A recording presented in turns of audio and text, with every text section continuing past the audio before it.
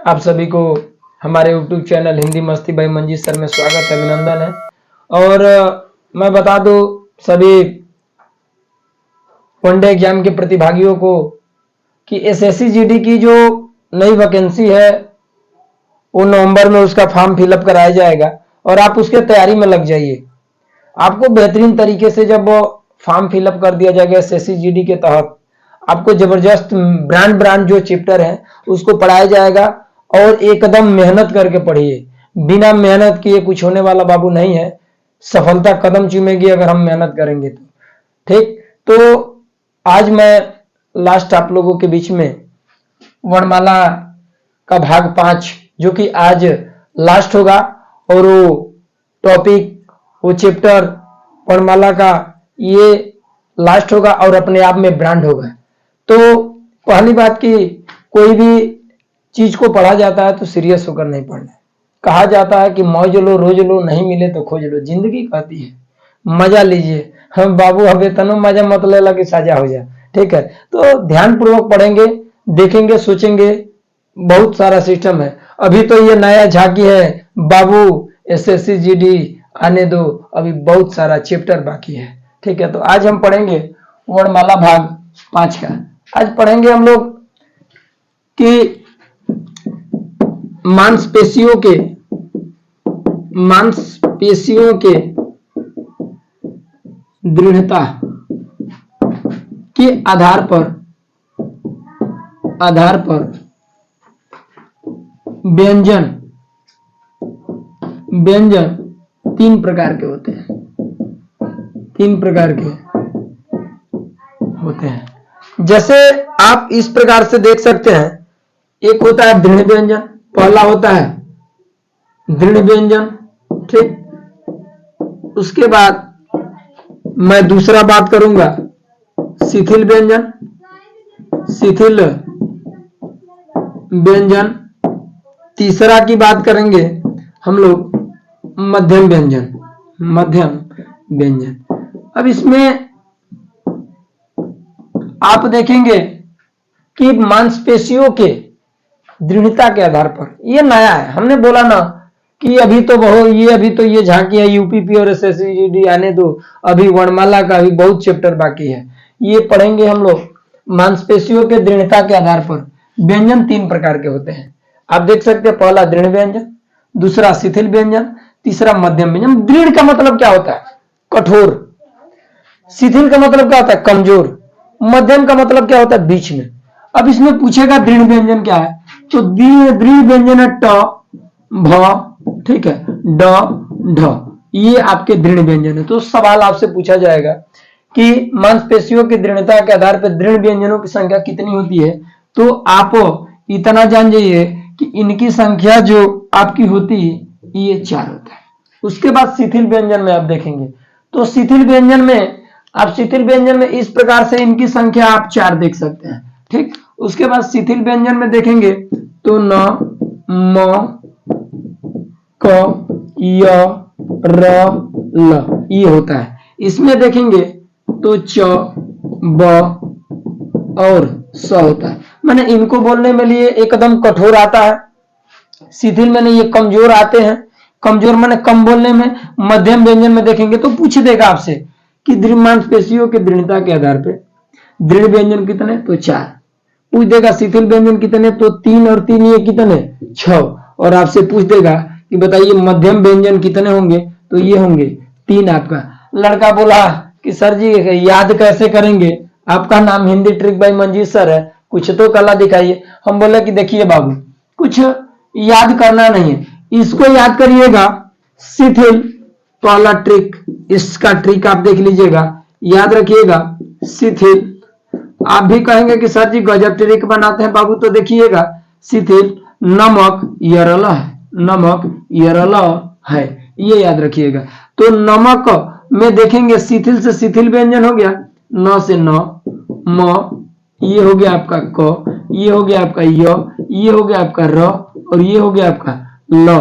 जब ये जाने तब तक मध्यम व्यंजन बोला कि अरे यार चाबस, बोला यार चाबस, यानी कि च, यानी कि ब, यानी कि आपका स, ये इस तरीके से हम क्या कर सकते हैं, याद कर सकते हैं। तो कोई भी पूछेगा मांसपेशियों के दृढ़ता के आधार पर व्यंजन कितने प्रकार के, तो ये 3 प्रकार के। एक दृढ़ व्यंजन जिसमें ट भ ड ढ आता है, शिथिल व्यंजन जिसमें न म क य र ल आता है, और मध्यम व्यंजन में च ब और तालव्य श। तो मैंने बताया शिथिल व्यंजन के याद रखिए नमक यरल है, और मध्यम व्यंजन में याद रखिएगा चाबस। तो च और ब और स। थोड़ा सा इसको देख लीजिए, स्क्रीनशॉट कर लीजिए थोड़ा सा, उसके बाद आगे चर्चा हम लोग करते हैं। हो गया, ठीक है। थोड़ा सा एक टॉपिक और देख लीजिए, इसमें शिथिल व्यंजन है। तो अगर आपसे मैं बताया था कि अ छोटी छोटाऊ और री को जो है कि शिथिल स्वर भी कहते हैं, शिथिल स्वर बोलते हैं, शिथिल स्वर बोले हैं। कमजोर अ, कमजोर अ मिलता है तो अवनत। अब ये शिथिल व्यंजन हो गए 6। अगर आपसे पूछते बाय द वे कि शिथिल स्वर कितने, तो 4, शिथिल व्यंजन कितने, तो 6। लेकिन अगर पूछ देगा कि बताइए शिथिल वर्णों की संख्या, पूछ देगा शिथिल वर्णों की संख्या, अगर आपसे पूछ देगा वर्णों की संख्या कितनी होती है, तो अगर 4 ये हो गया प्लस 6 टोटल हो जाएगा 10। तो इस तरीके से आपसे सवाल क्या किए जा सकते हैं, पूछे जा सकते हैं। तो थोड़ा सा और देखिए, आप कहेंगे सर ये तो पूरा नया टॉपिक है। अरे यार मैंने कई बार बोला कि अभी तो ये नया झांकी है, यूपीपी आने दो, अभी बहुत सारा चैप्टर बाकी है। तो अब आगे देखेंगे हम लोग थोड़ा सा वर्णमाला से संबंधित जो मेन टॉपिक है हम पढ़ेंगे, सीखेंगे, जानने का प्रयास करेंगे आखिर वो क्या है, कौन सा वर्ण है, क्या नहीं है। ठीक, तो अब हम ये देखेंगे कि जैसे आपने पढ़ा होगा अमानक वर्ण। अमानक वर्ण का मतलब होता है किसी के मान का न हो, तो इसे आप इस तरीके से दर्शाएंगे, जिसे हम बोलते हैं ना, ये आप देखे होंगे डलडा का जो आता था पहले तो लिखा रहता था भूला, लेकिन ये होता असली नाम इसका होता है बाबू झूला। ठीक, उसके बाद आप ये देखेंगे, उसके बाद आपको देखने को मिलेगा स्पर्श संघर्षी। स्पर्श संघर्षी में च वर्ग की अगर बात करें तो चवर का, अगर नहीं तो च, छ, ज, और बात करेंगे किसका, झ का। ये होंगे स्पर्श संघर्षी के नाम से इसको क्या किया जाएगा, जाना जाएगा। उसके बाद आप ये जानिएगा कि अगर आपसे पूछेगा कि बताइए कि हिंदी का, पूछेगा हिंदी का प्रथम वर्ण, हिंदी का प्रथम वर्ण क्या है, तो जवाब होगा आपका अंक का, जवाब होगा अंक का। अगर ये होगा कि हिंदी का अंतिम वर्ण, हिंदी का अगर आपसे पूछेगा अंतिम वर्ण क्या है, तो जवाब होगा ह का। जवाब आपका किसका होगा, ह का होगा। तो इस तरीके से हमको देखना है। और एक बात याद रखिएगा कि अगर आपसे पूछा जाएगा कि भाषा की, अगर भाषा की सबसे छोटी इकाई आपसे पूछा जाए, भाषा की सबसे छोटी इकाई पूछा जाए, या अगर आपसे पूछा जाए कि भाषा की सबसे छोटी लिखित इकाई, ठीक, लिखित इकाई अगर आपसे पूछा जाए, लिखित इकाई अगर यही पूछा जाएगा कि भाषा की सबसे छोटी मौखिक इकाई क्या होगा, मौखिक। तो कहने का मतलब है कि सवाल इस तरीके से सवाल आपसे पूछेंगे, तो आप इसमें जानिएगा कि इसका आंसर होगा आपका वर्ण और इसका आंसर होगा आपका ध्वनि। तो जब भी आपसे ये पूछेगा कि अमानक वर्ण क्या है, तो ये वाला है। स्पर्श संघर्षी क्या है, तो चवर को बोलते हैं वर्ग में, और नहीं तो च, छ, ज, झ को। कोई पूछेगा हिंदी का प्रथम वर्ण क्या है, तो अंग है। कोई पूछ देगा हिंदी का अंतिम वर्ण क्या है, तो ह है। और कोई पूछ देगा कि भाषा की सबसे छोटी लिखित इकाई क्या है, तो वर्ण है। और भाषा की सबसे छोटी मौखिक इकाई क्या है, तो ध्वनि है। ठीक, उसके बाद हम पढ़ेंगे, उसके बाद ये देखेंगे अगर आपसे पूछा जाए उच्चारण के आधार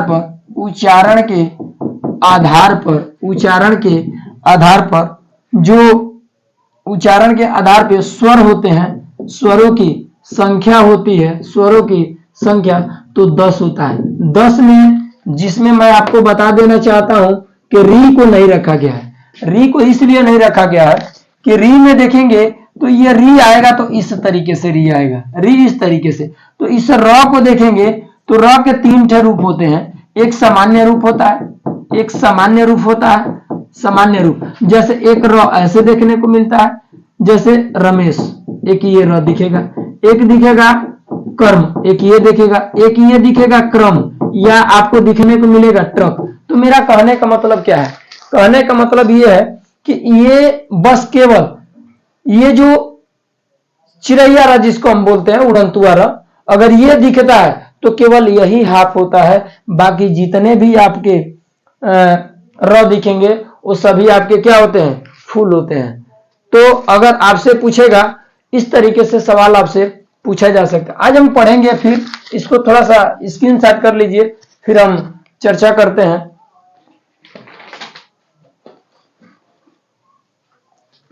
हो गया?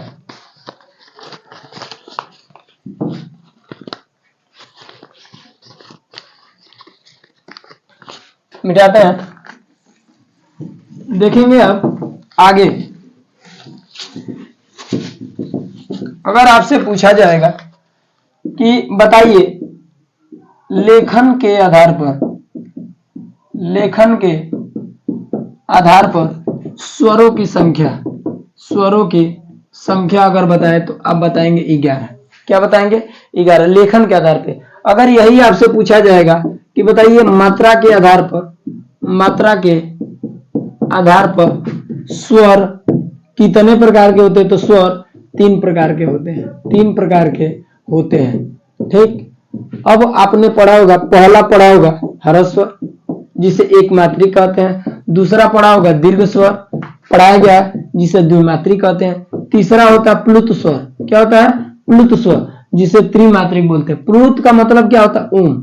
ये ओम की कहानी होगी। तो ये अगर 3, इसमें जो 3 है ये दिखता है तो यानी कि वहां पे कौन सा है? प्लुत स्वर। आपने पढ़ा होगा जिसमें एक मात्रा का समय लगता है ह्रस्व स्वर है, ह्रस्व स्वर के 2 गुना लगता है तो दीर्घ स्वर है, ह्रस्व स्वर के 3 गुना लगता है तो क्या है? प्लुत स्वर है। अब उसके बाद हम ये देखेंगे कि जो उसके बाद आप इस प्रकार से आज हम पढ़ेंगे इसमें कि य और व जो है, य और व की कहानी होगी। आज हम लोग पढ़ेंगे पहले स्वरों का क्रम पढ़ेंगे। स्वरों का क्या पढ़ेंगे? क्रम। उसके बाद हम लोग व्यंजन पढ़ेंगे। स्वरों के क्रम के पढ़ने के बाद हम उसके बाद क्या पढ़ेंगे? व्यंजन पढ़ेंगे। तो आप जान जाइएगा कि सबसे पहले अंग, उसके बाद ये अंग, उसके बाद अ, फिर आ, फिर छोटी बड़ी, छोटाऊ, बड़ाऊ, री, ए, ओ भैया देख लीजिएगा गलत ना हो। सबसे पहले हमने बताया अभी हिंदी वर्णमाला में सबसे पहले जो है कि हिंदी में अंग आया। ठीक, अंग के बाद ये चंद्र बिंदु आता है, ये आता है अ। ठीक, तो कहने का मतलब है कि स्वरों का क्रम इस प्रकार से अंग पर, उसके बाद अ, ये चंद्र बिंदु वाला जिसको इसे अनुस्वार बोलते हैं, इसे अनुनासिक बोलते हैं और इसे विसर्ग बोलते हैं। अ, आ, छोटी बड़ी, छोटाऊ, बड़ाऊ, री, ए, ओ और औ आता है। अब इस प्रकार से था। अब उसके बाद हम देखेंगे व्यंजन का क्रम। किसका देखेंगे भैया? व्यंजन का क्रम हम देखेंगे। इसमें देखेंगे व्यंजन का क्रम। व्यंजन का क्रम क्या है? तो देखिएगा, सबसे पहले आप जानिएगा, सबसे पहले हम जानेंगे क, फिर कछ, फिर ख, फिर ग, फिर घ, तब जाके अंग, फिर च, फिर च के बाद आता है छ, फिर आपका होगा ज के बाद अब आपका आता है ज्ञ। ठीक, उसके बाद झ। ठीक, उसके बाद क्या आएगा? ई आएगा। ठीक, ट आएगा, ड आएगा, ढ आएगा, ठ, ठीक, ड, ढ और उसके बाद अण। ठीक, उसके बाद त, त्र, थ, द, ध, उसके बाद न, उसके बाद आपका आएगा प, फ, ब, भ, म, य, ठीक, र, ल, व। ठीक है, व। उसके बाद तालव्य श, तब क्या आएगा? स्र आएगा। क्या आएगा? व तालव्य श, उसके बाद मूर्धानी स, उसके बाद दांती स, उसके बाद क्या आएगा? ह। इसीलिए आपसे बोला गया कि हिंदी का प्रथम वर्ण क्या है, अंग है, और हिंदी का अंतिम वर्ण क्या है, ह है।